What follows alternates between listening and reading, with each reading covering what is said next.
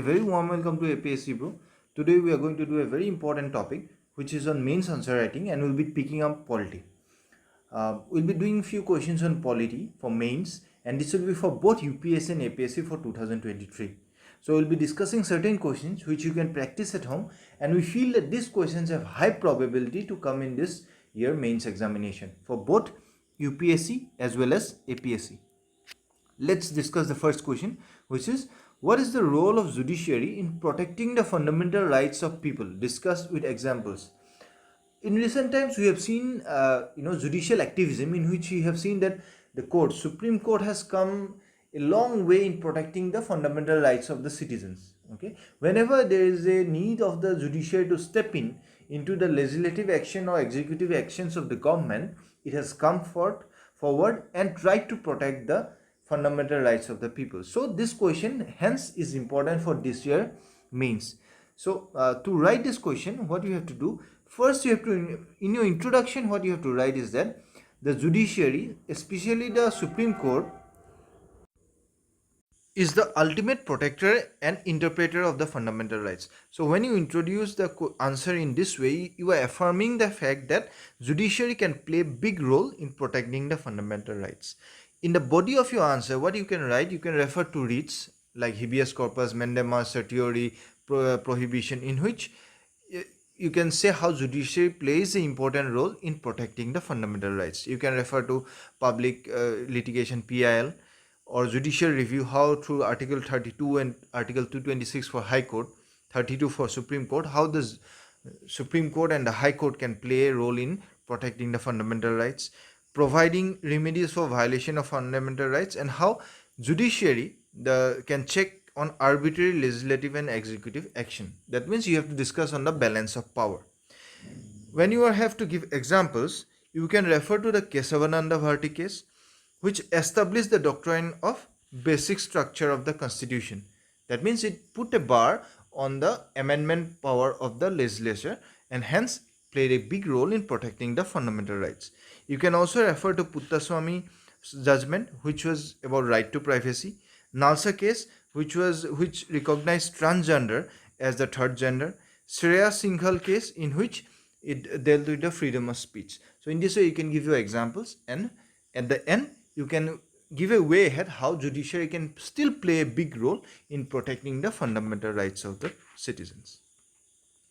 Next question. Because delimitation process was highly in news, especially for Assam, and there were a lot of media attention to the process. There were a lot of criticisms on it, a lot of positive inputs on it. So delimitation is a very hot topic for this year mains examination.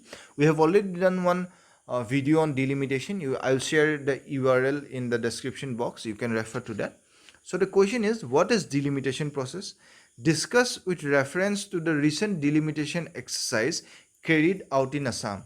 So for this question, what you have to do, first you have to introduce your question answer with the definition of delimitation. What is delimitation?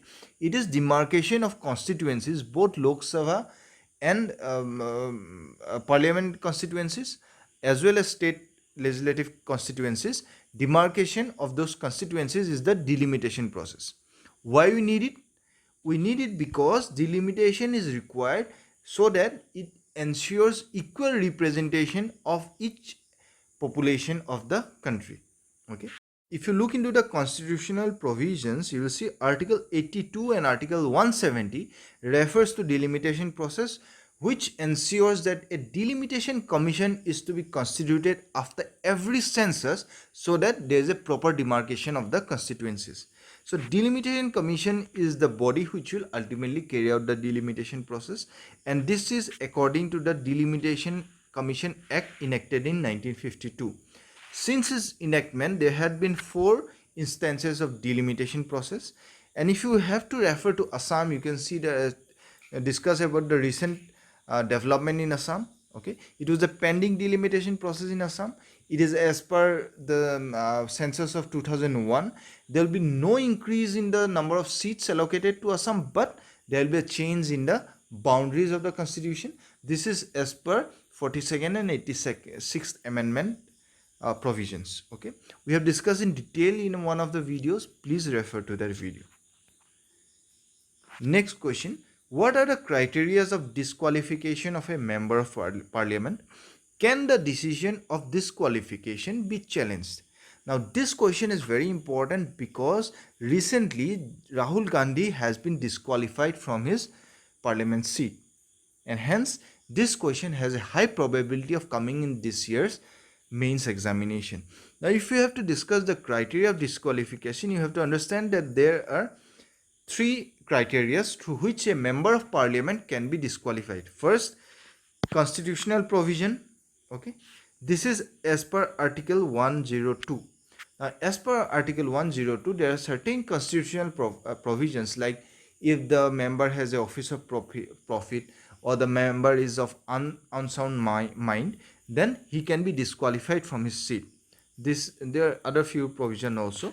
Then provisions under Representation of People's Act 1951. Under this act, if a member of parliament is convicted of any offense and has to undergo an imprisonment of 2 years minimum, then he can be disqualified from his member of parliament seat. And under this provision, Rahul Gandhi has recently been disqualified. Okay. There is another provision which is on the ground of defection. This is as per the 10th schedule. Okay. And this was enacted in the 52nd amendment. 52nd amendment in 1985. Now, under the defection criteria, if a member of parliament, if an elected member voluntarily gives up his membership of the political party, then he can be disqualified. If he votes or abstains from voting against the whip of his own party, then he can be disqualified. Or if an independently elected member joins any political party, then he can be disqualified. So there are various criteria under which a member can be disqualified under the grounds of defection. Now, there is a lot of criticism, like that anti-defection law has its loopholes, it has been misutilized, or the other provisions has been utilized. So there are certain criticisms as well as certain positive aspects as well that you have to evaluate in the critical evaluation. Now, next part of the question, can the decision of disqualification be challenged? And the answer is yes, the Supreme Court has the power to do so. Okay. Next question, analyze the impact of sedition law on freedom of speech and expression. Does a democratic country need such law? Okay. Now, because there has been a lot of questions on the freedom of speech and expression in the new world, in a democratic country, hence this question is very important from the examination point of view. The first thing that you have to do, you have to define sedition. Now, this is as per section 124A of the IPC, that is Indian Penal Code. According to this law, a sedition is a offense which is committed by the person either in writing or through his words or by any sign or visual representation if he attempts or brings hatred, contempt, or excites or attempts to excite disaffection towards the government established by law in India. Okay, if that's such kind of act is committed or has been attempted to be committed by a person, then it is referred to as sedition. Okay, and this can be punished by imprisonment up to 3 years. Okay, and in addition to a fine. Now, the next part of the question, is sedition relevant in a democratic country? First, you have to write, give your views on this, why it is not relevant. Then you have to write about a democratic country, how the freedom of speech and expression is important, how in the modern world you cannot subdue the rights of voice of a person, right? So why the sedition law is a archaic law, it cannot be fit in a democratic country. Those reasons you have to give.